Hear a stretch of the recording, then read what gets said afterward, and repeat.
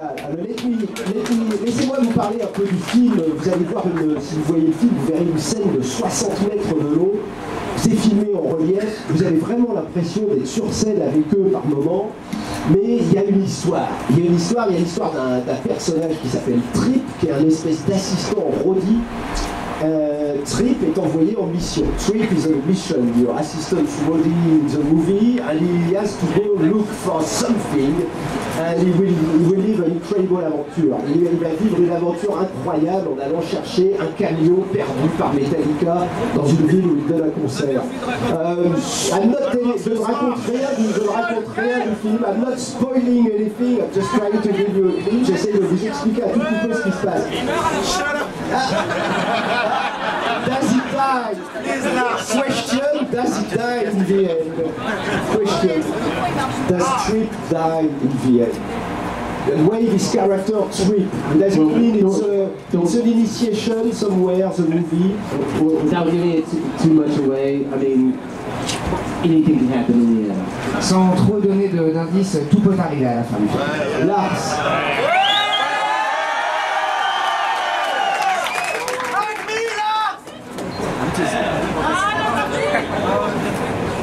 Hola. I'm just visiting your beautiful country. I'm not saying anything about the ending. Moi, je visite juste votre magnifique pays. Je dis rien sur la fin du film.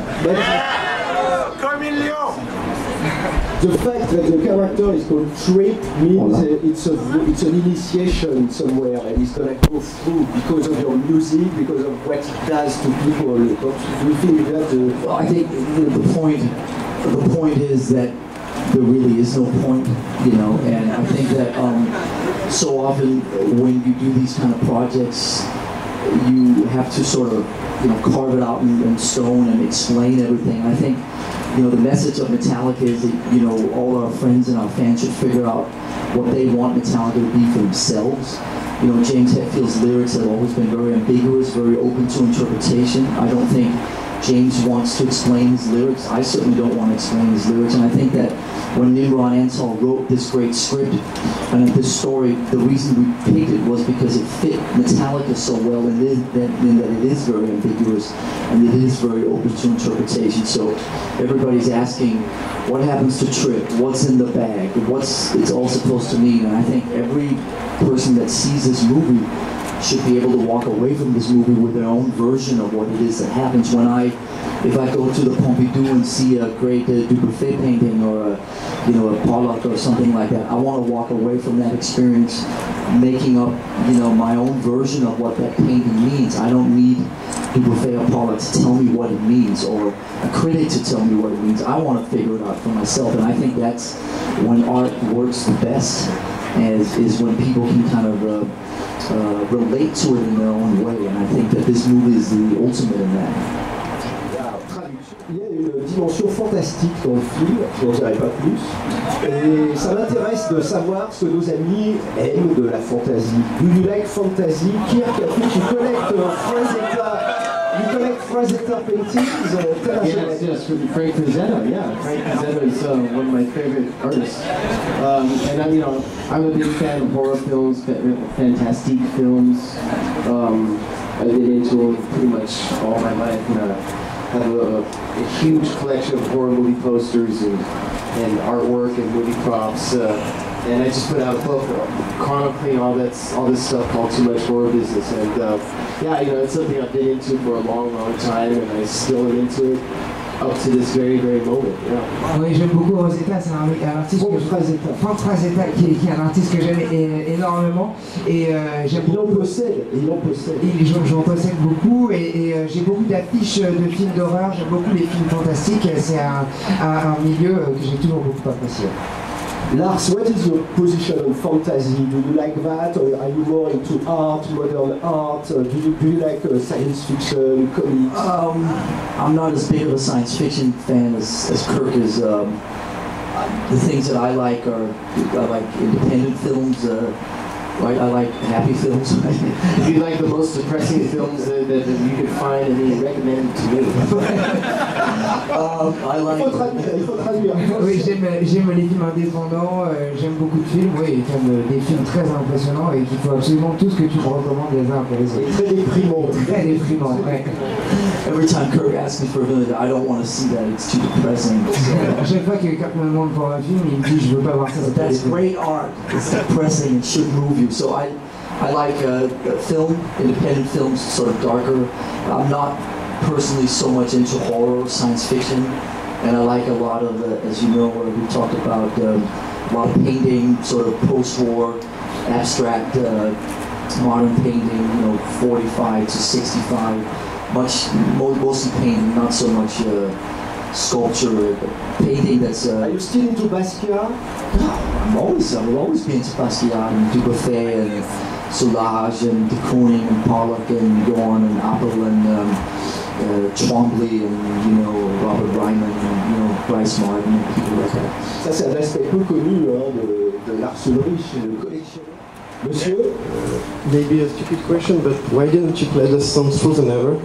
Oui, c'est vrai que la chanson... Because we made the film before we titled it. Parce qu'on a fait le film avant de lui donner un titre en fait.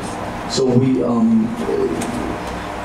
like we talked about before, ambiguity is a big part of this film, and when we sat down, we figured that the best name for this movie would be a Metallica song title.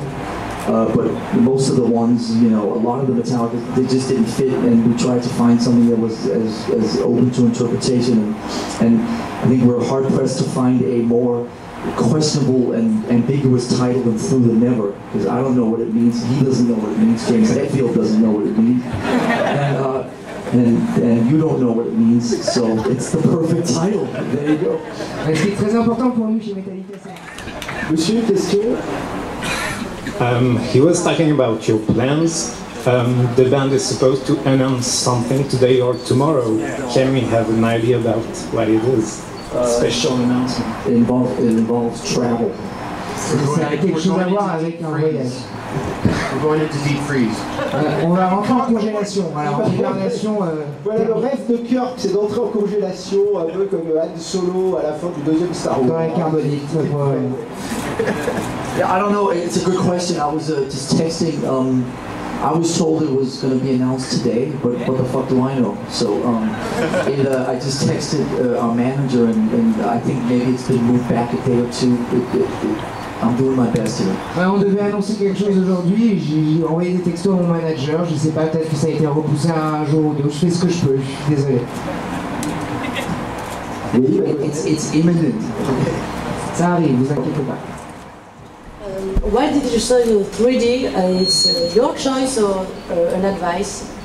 Yes, why do you make a 3D movie? Is it your choice? Is it an advice from James Cameron? Great fucking question.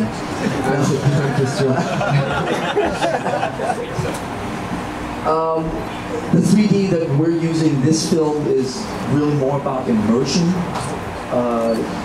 It's not so much kind of the old school 3D about shit jumping out at you. It's more about those Pixar films, or it's more about like being in the movie with Metallica rather than Kirk Hammett throws a guitar pick in your face, or whatever.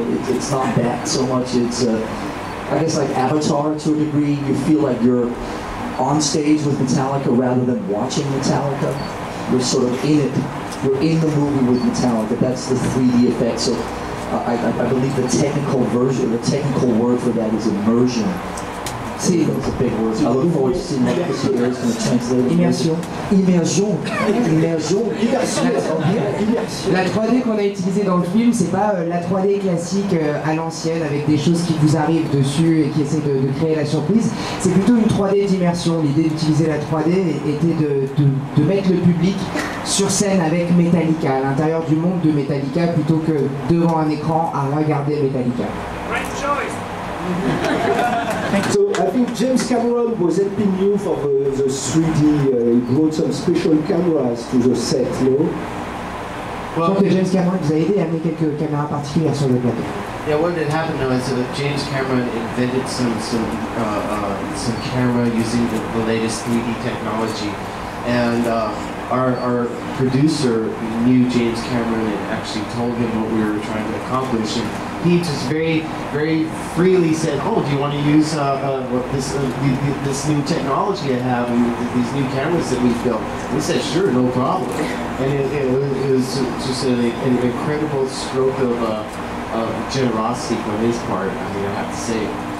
Mais il se trouve que James Cameron a inventé des caméras qui utilisent la toute dernière. Oui, monsieur. How about a question from one of the fans? Une question des fans alors. Une question des fans. Allez. What about the new album? It sound like more like Injustice for All or like the Black Album? It's going to sound like our new album. Ça va sonner comme notre nouvel album. I got a question for you. It's a little early for that. I can tell you that I think within the band there's a feeling that that Death Magnetic still resonates really well with us, and as you know, we don't really know until we get there. But I think Death Magnetic is a good starting place, and then we'll take it from there. C'est un peu tôt pour le dire, mais c'est vrai que Death Magnetic il résonne encore beaucoup aujourd'hui à l'intérieur de Metallica. On a l'impression que c'est un bon point de départ pour le nouvel album.